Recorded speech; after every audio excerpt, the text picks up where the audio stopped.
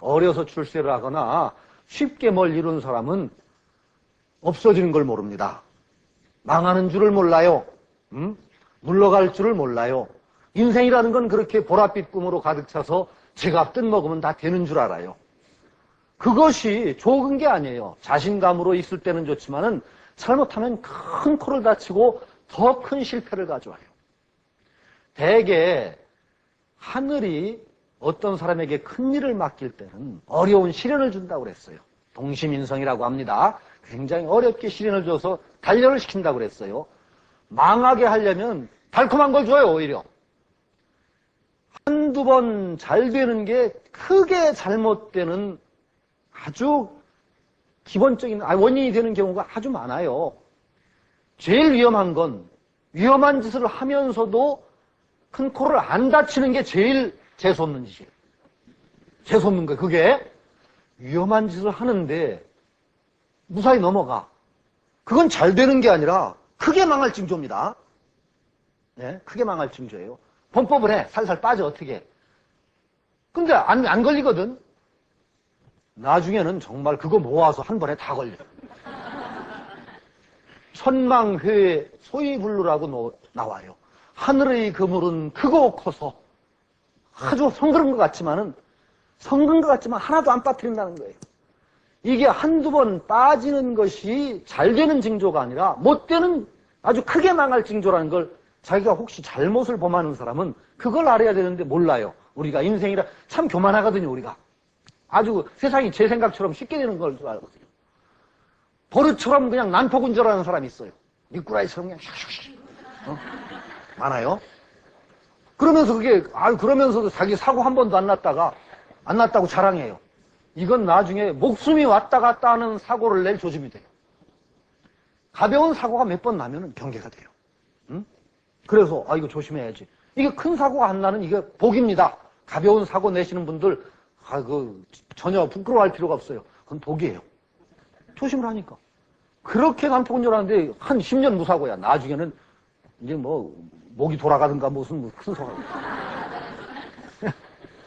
그게, 이 사람이 사는 게 한때의 행불행이 뭘 좌우하지 않습니다. 그러니까 학력이라는 건 높아졌는데 자기가 계속 그렇게만 있을 줄 알아요. 물러날 줄도 몰라요. 그리고 어느 정도 사람이 최고의 지위를 겪으면 후배한테 내줘야 됩니다. 차라리 세대물림이라는 게 있어요. 그냥 끈질기게 자기 자리는 여기는 나 아니면 안 돼라고 붙잡고 있으면은 자기가 스스로 물러날 때보다 더욱더 비참하게 밀려나죠. 우리 역사에 그런 경우가 없었습니까? 있었잖아요. 예? 첫 번에 대통령한 이승만 대통령 때부터 그렇지 않아요. 아마도 그분이 누릴 수 있는 건 다 누렸을 겁니다. 저는 어릴 때 국민학교 다닐 때 참 저는 망각력이 우수한데 이런 건 또 기억을 하는 사람이에요. 이승만 대통령 찬가를 제가 기억을 합니다.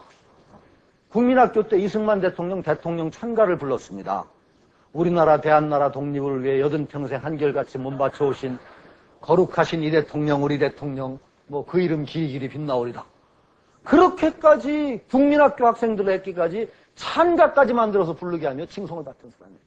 근데 그분이 적당하게 아마도 물러났으면 얼마나 민족의 그 어버이처럼 받들어졌을 가능성도 있을 겁니다. 그런데 조금만 더. 내 아니면 안 돼. 그러다가 밀려났잖아요. 그 다음에 비참하게 정말 총 맞아서 돌아가신 분도 있잖아요. 네? 자, 그런 것들을 한번 반성해보세요. 결국은 그것이 학력의 표상이라고 할 수밖에 없어요.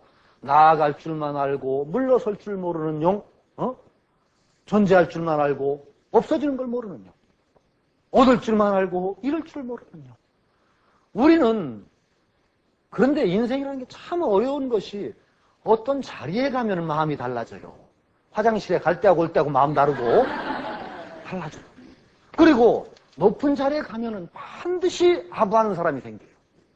당신 아니면 안 됩니다. 이런 사람들이 생기는데 거기에 솔깃해버리면 자기도 모르는 사이에 자기는 안 그렇다고 생각하는데 이미 학용의 모습이 돼버린 사람이 있어요. 모른다는 데 문제가 있어요. 알면 그렇게 안 되겠죠. 그래서 결국은 자기만 항룡이 되면 끝나나요? 그 피해는 누가 당해요? 주변 함께 당합니다. 화염곤강에 옥석구분이라는 말도 있어요. 화염곤강, 풀이 곤륜산을 태우면은 돌과 옥이 가리지 않고 다 탑니다. 재난이 일어나고 어떤 국가적인 큰 사태가 일어나면 옥석구분이라고 그래요. 옥석구분도 한자 말이 어렵죠. 옥과 돌이 함께 탄다는데 옥과 돌을 나누는 줄 아는데 아닙니다.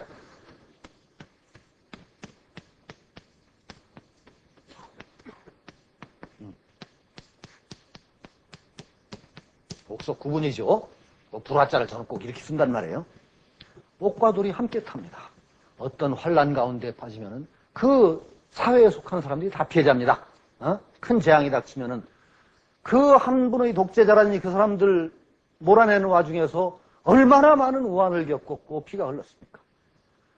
자기만 항룡이 되는 것이 아니라 결국은 우리 사회의 발걸음을 멈추게도 하고 뒷걸음질을 치게 할 수 있는 그런 가능성이 있습니다. 우리가 때를 알고 제대로 알아서 딱 자기가 나아갈 때와 물러설 때를 한다는 것, 이거 굉장히 중요합니다. 내가 조금만 더 했으면 좋겠다. 한 번만 더, 조금만 더 할 때 멈출 줄 아는지, 그때 아마 우리는 항룡을 생각해야 될 거예요. 늘 한 번만 더, 조금만 더면 큰 거 한 방 터뜨릴 것 같아. 그거 다 망해져. 우리는 정말 한 번만 더 했으면 좋겠다. 조금만 더라고 할 때 항룡의 이미지를 한번 떠올린다면은 우리 살아가는 가운데 큰 실패를 한두 번은 적어도 면할 수 있을 것이다. 라는 얘기로 오늘 얘기를 마무리하겠습니다.